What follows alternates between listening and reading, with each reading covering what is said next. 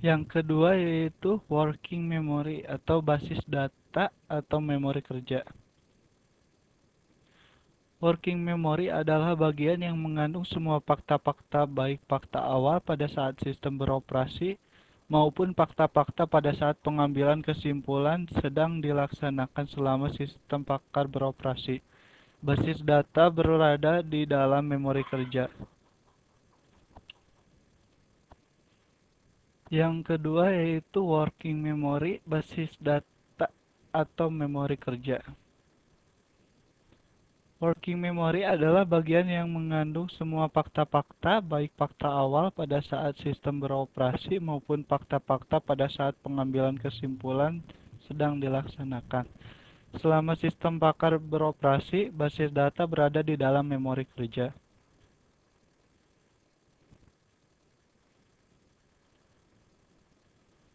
Yang ketiga yaitu inferensi engine, mesin atau motor inferensi. Inferensi engine adalah bagian yang menyediakan mekanisme fungsi berpikir dan pola-pola penalaran sistem yang digunakan oleh seorang pakar. Mekanisme ini akan menganalisa masalah tertentu dan selanjutnya akan mencari jawaban atau kesimpulan yang baik. Mesin ini akan dimulai pelacakannya dengan mencocokkan kaidah-kaidah dalam basis pengetahuan dengan fakta-fakta yang ada dalam basis data. Dua teknik untuk melakukan inferensia yaitu yang pertama adalah forward chaining atau pelacakan ke depan. Pencocokan fakta atau pernyataan dimulai dari bagian sebelah kiri, if dulu, dengan perkataan lain, penalaran dimulai dari fakta terlebih dahulu untuk menguji kebenaran hipotesa. Yang kedua yaitu backward chaining, pelacakan ke belakang. Melalui penalarannya dari sekumpulan hipotesis menuju fakta-fakta yang mendukung tersebut, jadi proses pelacakan berjalan mundur dimulai dengan menentukan kesimpulan yang akan dicari, baru kemudian fakta-fakta pembangun kesimpulan atau a good driven. Atau dengan kata lain, pencocokan fakta atau pernyataan dimulai dari sebelah kanan dem dulu.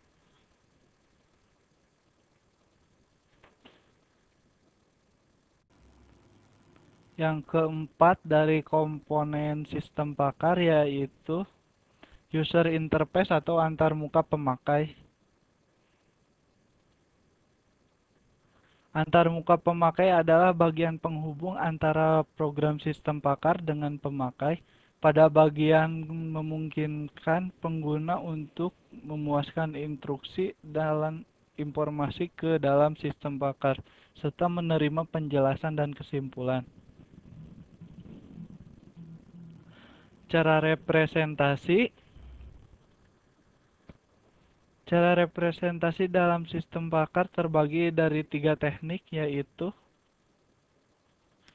production rule adalah model ide dasar dari sistem yang mempresentasikan pengetahuan dengan bentuk pasangan kondisi aksi jika maka atau if then. Yang kedua, semantic network adalah gambar grafis dari pengetahuan yang terdiri node atau simbol dan hubungan atau link yang memperlihatkan hubungan hierarkis antar objek.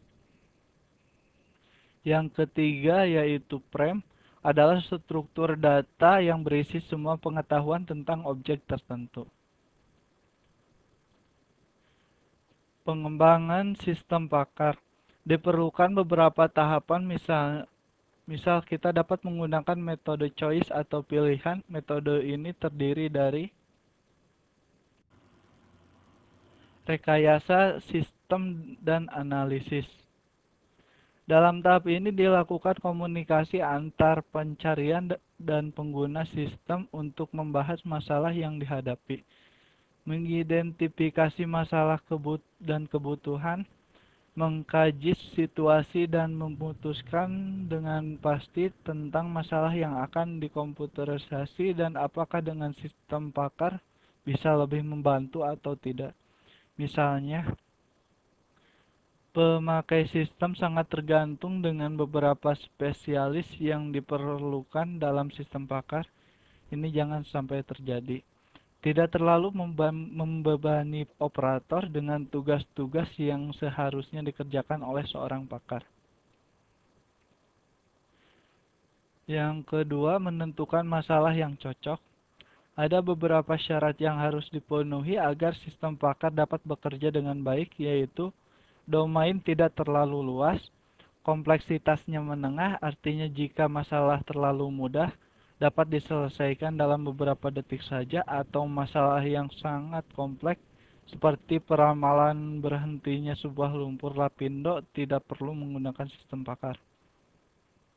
Tersedianya ahli atau pakar dalam bidang yang akan dibuat sistem pakarnya. Menghasilkan solusi mental bukan fisik. Artinya sistem pakar hanya memberikan anjuran, tidak bisa melakukan aktivitas fisik seperti membau atau merasakan. Tidak melibatkan hal-hal yang common sense, yaitu penalaran yang diperoleh dari pengalaman seperti adanya gravitasi membuat benda jatuh, atau jika lampu traffic light merah, maka kendaraan harus berhenti. Yang ketiga yaitu mempertimbangkan alternatif, yaitu menggunakan sistem pakar atau komputer tradisional.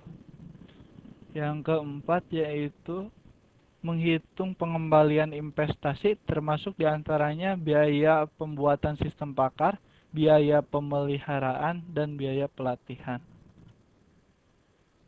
Yang kelima yaitu memilih alat pengembangan. Yang keenam, rekayasa pengetahuan. Perlu dilakukan penyempurnaan terhadap aturan-aturan yang sesuai. Yang ketujuh yaitu desain sistem.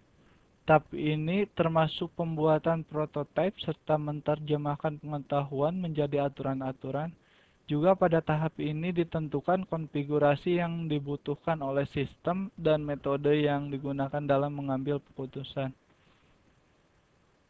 Yang kedelapan yaitu coding atau pengkodean.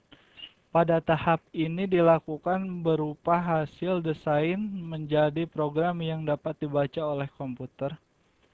Yang kesembilan yaitu pengujian atau testing. Pada tahap ini dilakukan pengujian dari kinerja sistem, mencari dan memperbaiki kesalahan atau error yang ada. Yang terakhir yaitu pemeliharaan atau maintenance. Pemeliharaan sistem dilakukan dengan kaidah pengambilan keputusan serta memperbaharui pengetahuan, mengganti pengetahuan yang sudah ketinggalan, dan meluaskan sistem agar bisa lebih baik lagi dalam menyelesaikan masalah. Sekian paparan dari saya, semoga bermanfaat dan terima kasih. Wassalamualaikum warahmatullahi wabarakatuh.